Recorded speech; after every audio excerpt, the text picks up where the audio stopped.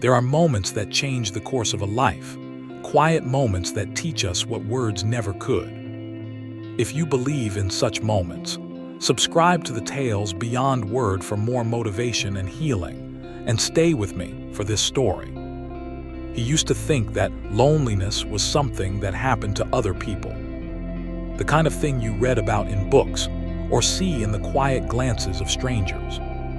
But when it came for him, it didn't arrive loudly, it crept in softly. Through slow mornings, unanswered messages, and the fading echo of laughter that used to fill his world. It started when life began to shift, not all at once but in fragments.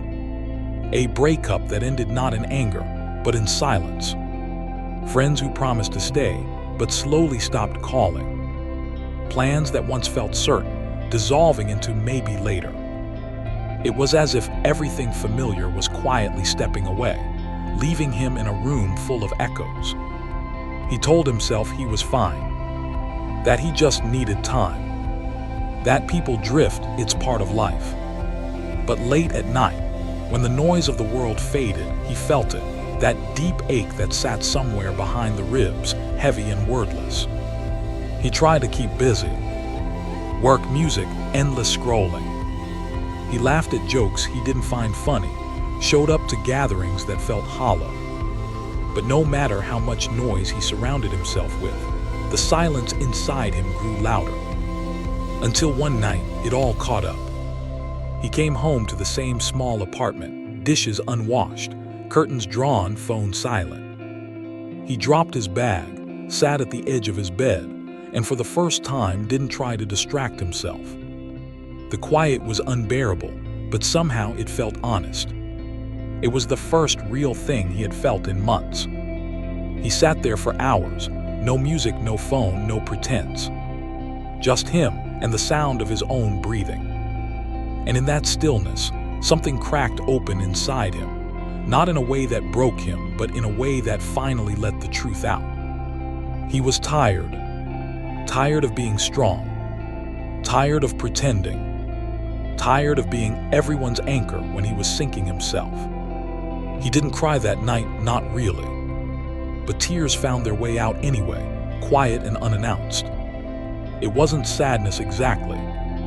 It was release, like exhaling after holding your breath for far too long. In the days that followed, something subtle began to change. He started waking up earlier, not because he wanted to, but because sleep felt restless. He'd sit by the window, watching the city slowly wake. Cars humming, birds calling, light spilling across the rooftops. And for the first time in a while, he noticed how beautiful ordinary things could be.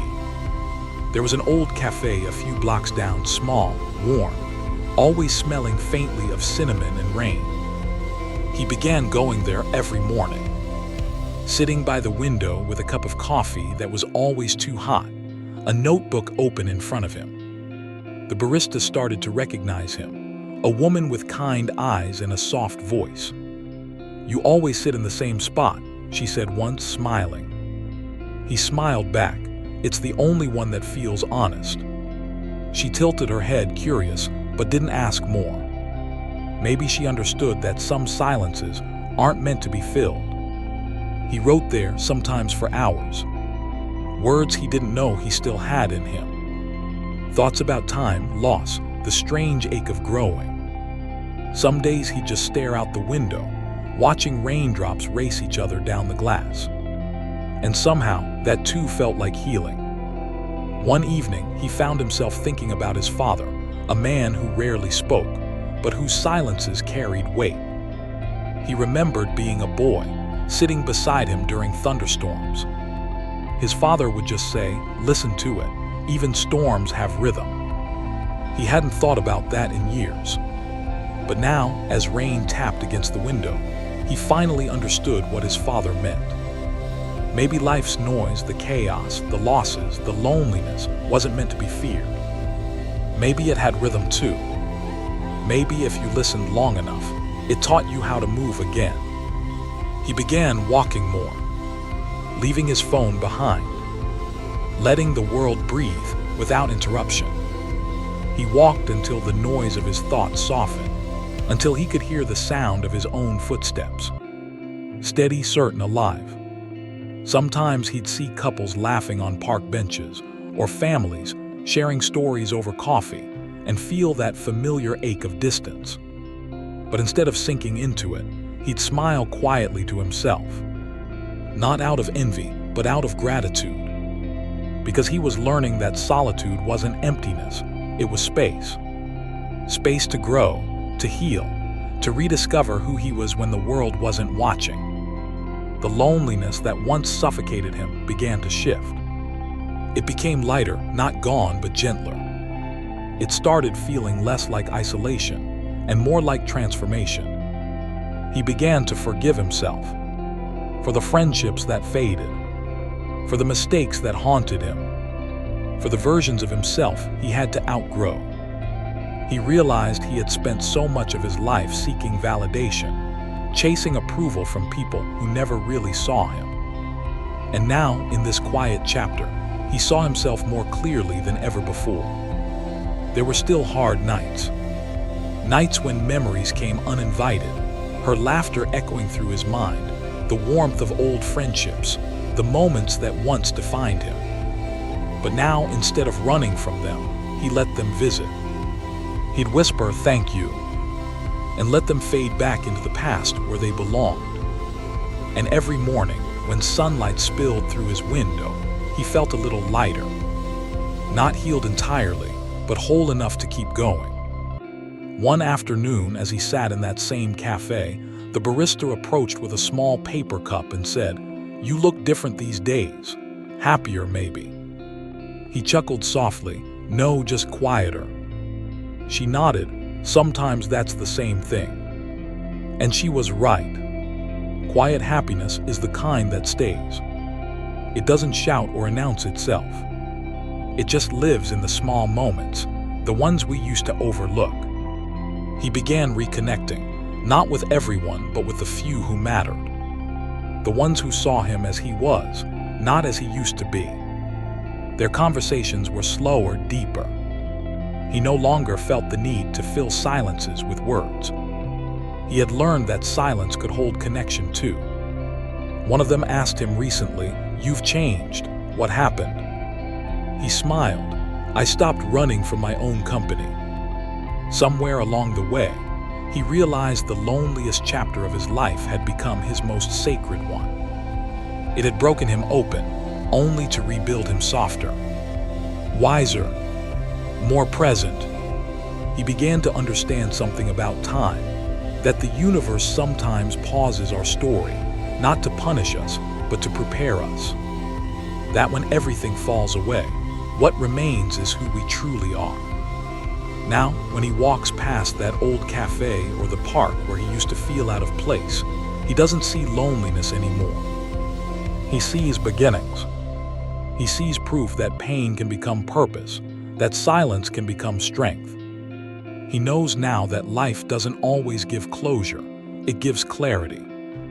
That not every ending is a loss, some are invitations. And that sometimes, the only way to find peace is to lose everything that was never meant to stay. If you had met him then, during the quiet months when the world seemed to move without him, you might have thought he was lost. But looking at him now, sitting beneath golden sunlight, eyes calm, smile gentle, you'd know the truth. He wasn't lost. He was becoming. He still has lonely days, everyone does. But they no longer scare him. He knows now that loneliness isn't a void, it's a voice. A teacher that whispers, "You're still here, you still matter." He's learned to trust the timing of things. To trust that sometimes, life takes the long way around. That the detours, the pauses, the silences, they're not wasted. They're sacred. And maybe that's what hope really is. Not the loud kind that shouts promises of better days, but the quiet kind that lives in you when everything else has gone still. The kind that says, you will find yourself again. Because he did. Slowly, gently, without even realizing when it happened. One morning, as he stood by his window, the the city bathed in soft gold, he whispered something to the quiet. "Thank you for not leaving me, even when everyone else did." And he smiled, not because the pain was gone, but because he had learned to live beside it, to see beauty in it, to understand that every broken piece had led him here, to a piece that was real. Because in the end, he realized the truth that life had been trying to teach him all along. The loneliest chapter is not the end of your story. It's the place where the story begins again, where the silence becomes strength, where solitude turns into self-love, and where everything you thought was breaking you was actually shaping you into who you were always meant to be. So if you're in that chapter right now, lost, unsure, holding onto the edge of what was stay, don't rush the quiet. Don't fear the stillness, because one day you'll look back and understand. This was never loneliness. This was transformation. And if this story touched a quiet part of your heart, maybe your next healing begins here, waiting softly, beyond the words on the tales beyond word. Subscribe for more motivation and healing, and keep walking gently toward yourself.